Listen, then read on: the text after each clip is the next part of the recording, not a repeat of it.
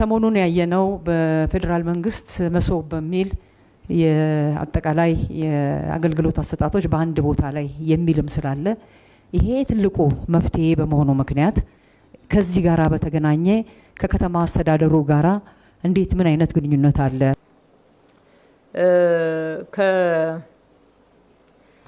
አጠቃላይ አገልግሎትን ከማዘመን ጋራ ከመሶብም ጋራ አንስታችሁ ያነሳችሁት አንደኛ ቴክኖሎጂን ከመጠቀም አንፃር እድሜ ለኮሪደር ልማት ከተማችን ላይ የቴክኖሎጂ መሰረተ ልማት ዝርጋታው ትልቅ ለውጥ አዲስ አበባ ላይ ያመጣል ብለን እንጠብቃለን። ከፊታችን ያለው ጊዜ ህዝቡ ሮሮ የሚያሰማበት የአገልግሎት አሰጣጥና አገልግሎት የማግኘት መብት ትልቅ እምነት የጣልንበት ስራዎች ተጀምረዋል።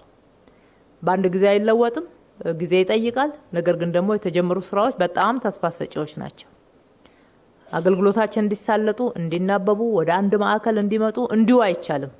ያንን ለማድረግ መናበብ አለባቸው። አንዱ አገልግሎት ከሌላ አገልግሎት ጋር መናበብ አለበት። ኢንተርፌሲንግ መጠበቅ መቻል ይገባዋል። አሁን የአንድ ማዕከል እየገነባን ያለ ነው። ከፌደራል መስሪያ ቤት ወይም ደግሞ እንደ ሀገር ከተመረቀው ቀጥሎ የአዲስ አበባን ጠብቁ።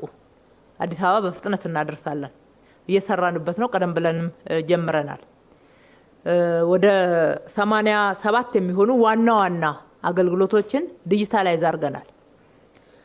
ወደ 262 የሚሆኑ ንዑስ የአገልግሎት አይነቶችን ዲጂታላይዝ አድርገናል። በድምሩ 347 የአገልግሎት አይነቶችን ዲጂታላይዝ አድርገናል። የምንሰጣቸው አገልግሎቶች በእርግጥ በሺ የሚቆጠሩ ናቸው። ከዛ ውስጥ የጀመርነው 347 ዲጂታላይዜሽን ወደ አንድ ማዕከል መምጣት የሚችል ነው ማለት ነው። የአንድ ማዕከሉን ፋሲሊቲ አሟልተን ስንጨርስ እነኚህ በዋናነት አገልጋይነት የሚጠበቅባቸው አገልጋይነት የማይጠበቅበት መስሪያ ቤት ባይኖርም በርካታ ተገልጋይ ያላቸው መስሪያ ቤቶች ቀድመው ወደዚህ ወደ አንድ ማዕከል አገልግሎት እንዲገቡ እናደርጋለን። እንደዚህ አይነት ሲስተሞች እየሰራን ካልሄድን በስተቀር ዝም ብለን መቀየር አንችልም። አንደኛ የአገልጋይነት እሳቤው የተዛባው ዛሬ አይደለም፣ ድንገት የመጣ አይደለም። የሌብነት ጉቦኝነት ልምምዱ አዲስ አይደለም፣ ስራ የሰደደ ነው። ሰው የመንግስት ሰራተኛ ወይም ኃላፊ ሆኖ ከተቀጠረ ፎር ግራንት የማይነካ የማይጠየቅ የሚመስልበት ሁኔታ ነው።